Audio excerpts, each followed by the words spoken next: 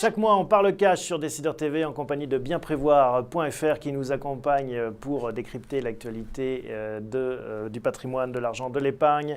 On a le plaisir, bien sûr, d'évoquer trois rubriques. Une rubrique sur les marchés financiers et les opportunités, une rubrique sur les bons plans placement et puis l'invité qui parle cash que l'on découvrira en troisième partie. Allez, on est parti tout de suite pour l'analyse et le décryptage des marchés financiers ainsi que les opportunités qui en résultent.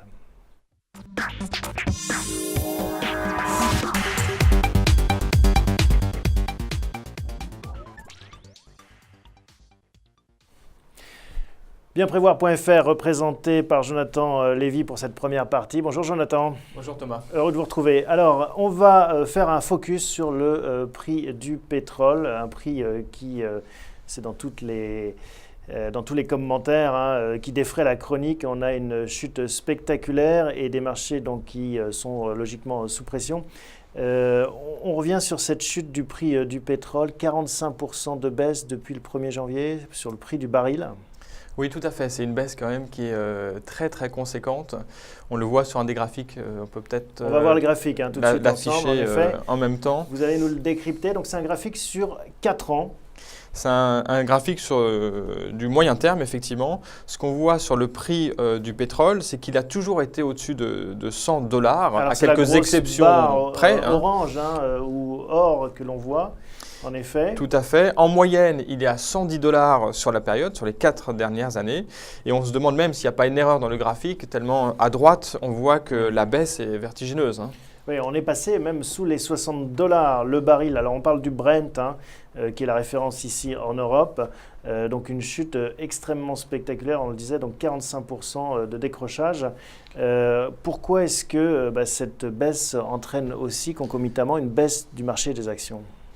Il y a du bon et du moins bon dans la baisse du pétrole. Il faut savoir que les marchés financiers, on en parle tous les mois ici, les marchés financiers sont focalisés sur le risque de déflation dans la zone euro. C'est le risque majeur auquel doit faire face la zone euro, on le répète suffisamment. D'ailleurs, vendredi dernier, on a encore eu des mauvais chiffres sur l'inflation, puisque l'inflation française sur un an en novembre est tombée à plus 0,3. Elle reste positive, mais on voit bien qu'elle flirte avec les 0%. Donc, et même les chiffres étaient négatifs si on corrige des variations saisonnières. Exactement. Ce qu'on appelle l'inflation sous-jacente, elle est négative. Ce qui montre que le rapport entre l'offre et la demande est défavorable. La demande est vraiment trop faible. La baisse du pétrole va certainement avoir une influence très forte sur l'inflation. Elle risque de faire baisser encore plus l'inflation. Ça met un peu de temps en fait à répercuter la baisse des prix du pétrole dans les prix généralisés. Donc probablement qu'en début 2015 ou au cours de 2015, on va toucher la déflation. Mais on le voit déjà, si on va faire son plein d'essence à la pompe, on voit qu'on paye moins cher qu'il y a quelques semaines, ce qui est une bonne nouvelle, mais ce qui risque d'encourager cette déflation. Voilà. Mais c'est pour ça qu'on peut relativiser aussi ce risque de déflation en disant si c'est que la baisse du prix du pétrole, c'est pas très grave. Non, effectivement. Sauf que ça intervient à un moment donné où il faut absolument que l'inflation reparte. On l'a exprimé plusieurs fois ici.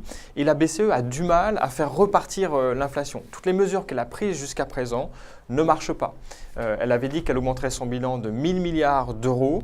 Une des mesures, c'était le refinancement, le fameux TLTRO, le refinancement aux banques. Elle avait prévu 400 milliards pour le refinancement aux banques. Elles n'ont été que pour 200 milliards. Donc c'est un demi-échec en fait. Elle a du mal à faire repartir. Pourquoi les banques n'y vont pas ? Parce qu'elles ont déjà beaucoup de liquidités et en fait le problème de leur point de vue, c'est qu'il y a une faiblesse de la demande. Donc elles n'ont pas besoin de liquidités supplémentaires, il faut faire repartir la demande. Et le pétrole ne va pas dans ce sens-là en fait. Pour l'instant, c'est qu'a priori les prix vont être orientés à la baisse dans les mois qui viennent. Donc un risque de déflation encore plus important, d'où une baisse des marchés actions.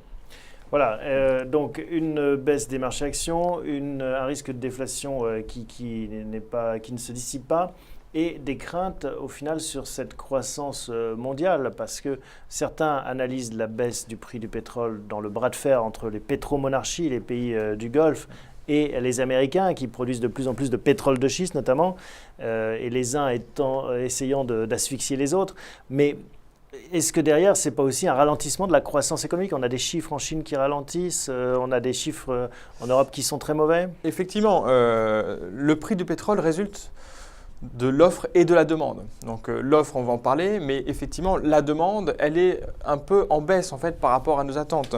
Il y a l'Agence internationale de l'énergie, l'AIE, qui a sorti des chiffres récemment qui montrent en fait que les anticipations sur la demande sont plus faibles qu'attendues jusqu'à présent parce que la Chine ralentit, parce que l'Europe reste au point mort. Donc effectivement, la baisse du pétrole est un signal également sur le niveau de la croissance mondiale et on l'avait vu en octobre lorsque les marchés avaient baissé, c'était une des inquiétudes des marchés financiers. Et ça, c'est peut-être un élément fondamental de la baisse du marché actions aussi, qui se dit c'est un signal d'alarme.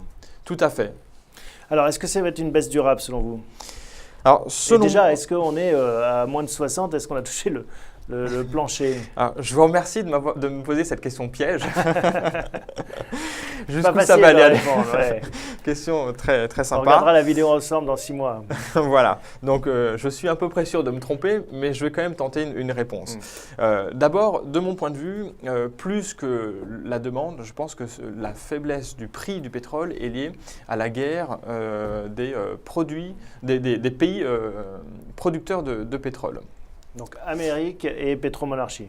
Amérique et pétro-monarchie. On peut peut-être voir Alors, le tableau. Graphique, vous nous avez apporté un autre tableau. On va voir ça. Qui illustre ça, en fait. Alors, qu'est-ce qui montre ce tableau? Vous avez entouré, en effet, certains chiffres. Donc, dans la colonne production en 2013, on voit effectivement le poids des différents pays producteurs de pétrole en 2013. On voit que ce poids est assez équilibré entre les États-Unis et l'Arabie Saoudite et la Russie. On a en gros, sur les trois, un tiers, un tiers, un tiers. À eux trois, ils représentent à peu près 40% du marché. Donc c'est un poids considérable sur 3 pays sur la planète. Et jusqu'à présent, on l'a vu, le prix il était quand même relativement stable au-dessus de $100, oui. 110 en moyenne, mais relativement stable. Ça, c'est l'OPEP qui faisait son rôle de régulateur du prix pour pas qu'il ne descende en dessous de ces $100. Il modulait il fermait plus ou moins le robinet pour que les prix restent à ce niveau. Tout à fait. Ça, c'était le rôle de l'OPEP, dont fait partie l'Arabie Saoudite. Pourquoi d'un coup, il joue plus le jeu? Et justement, parce que quand on voit ces chiffres-là, on se rend compte qu'il y a une distorsion. En fait, l'Arabie Saoudite, c'est une grosse partie des réserves de pétrole dans le monde. C'est un poids considérable. C'est les premiers en termes de réserves. 16% des réserves mondiales. 16% c'est la deuxième colonne du tableau. Des réserves mondiales. Les États-Unis, c'est que 2% des réserves mondiales. La Russie, c'est que 5%. Donc, si on regarde en production, on voit qu'ils sont équilibrés, mais en fait, en réserve, ils ne sont pas du tout équilibrés. C'est-à-dire qu'en fait, sur le ralentissement de la production de pétrole, c'est l'Arabie Saoudite qui le paye le plus, en fait, pour pouvoir maintenir un prix élevé, pour que tous les pays en profitent, les États-Unis et la Russie y compris. Et donc, ils ont dit le 27 novembre, lors de cette fameuse réunion de l'OPEP dont on a tant parlé, ils ont dit « stop, ça suffit, ce n'est pas nous qui allons seuls payer le… » Il faudrait que tout le monde ferme le robinet en même temps. Chacun doit le faire à due proportion. Et puis, il y a un autre sujet aussi, c'est que le prix de production, en fait, le coût de revient n'est pas le même dans tous ces pays-là. Il semblerait qu'en Arabie Saoudite, le coût de revient soit beaucoup plus faible qu'aux États-Unis. À $70, ça ne leur pose pas trop de problèmes pour rentabiliser la production de pétrole. Pour les États-Unis, à $70, il semblerait que ça aille encore.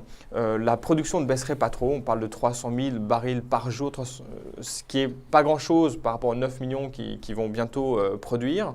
Mais à $50, ce n'est plus la même chose. Donc c'est pour ça que le prix, pour répondre à votre question, peut-être qu'il se situe, le prix plancher il se situe peut-être à ce niveau-là. Parce qu'à $50, il y a beaucoup de producteurs américains qui vont avoir des problèmes. Et ça va durer. Et donc cette guerre-là, parce qu'on est dans une véritable guerre économique, cette guerre, elle ne fait que commencer. Alors, malgré tout, la baisse du pétrole, on a vu les dangers pour les marchés actions, pour la déflation, également pour les inquiétudes concernant la croissance. Il y a des vertus positives aussi quand le prix de l'énergie baisse, surtout pour des pays qui n'ont pas de pétrole comme la France, mais juste des idées. Oui, effectivement. Et ça, je pense qu'on n'en parle pas assez. On sous-évalue les bénéfices de la baisse du prix du pétrole. Alors d'abord, si on se place au niveau mondial, la production de pétrole, c'est 3200 milliards de dollars. 3200 milliards. C'est la taille du PIB de l'Allemagne. C'est considérable. Le prix du pétrole, on a dit, il a baissé de presque 50% en dollars depuis le début de l'année. Donc, c'est une économie pour les pays importateurs de 1500 milliards de dollars. C'est C'est la taille de colossal. l'Espagne. C'est le plan Marshall qu'on attendait tous, finalement. C'est la taille d'un plan Marshall, effectivement. Hein. C'est extrêmement important. Alors, parmi les gagnants et les perdants, donc, il y a un transfert de richesse entre les pays producteurs et les pays importateurs de pétrole. On fait partie des pays importateurs, c'est une bonne nouvelle. Les pays producteurs vont avoir plus de difficultés. Est-ce que ça peut poser un problème au niveau de l'économie mondiale? Non. Quand on regarde la taille de l'économie de ces pays producteurs, la taille est très faible. Donc ça ne va pas poser de problème sur l'économie mondiale, à part les États-Unis.